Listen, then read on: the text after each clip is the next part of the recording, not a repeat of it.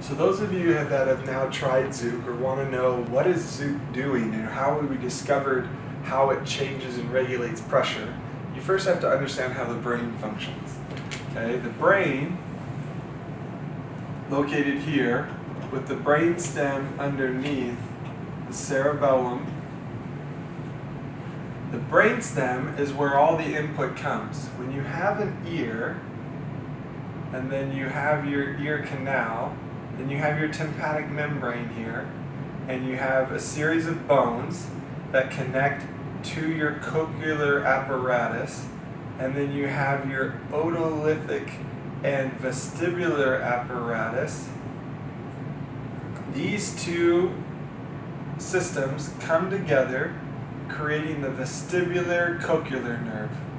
They go in through the brain stem and locate here on the vestibular nucleus and where the cochlear nerve branches off and sound travels.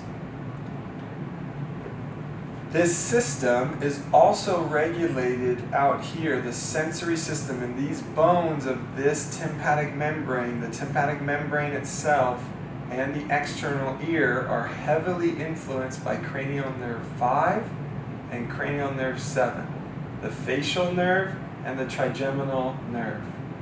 This facial nerve and trigeminal nucleus also exist here in the pons, and the pons is where most of the rest and digest regulation of the brain.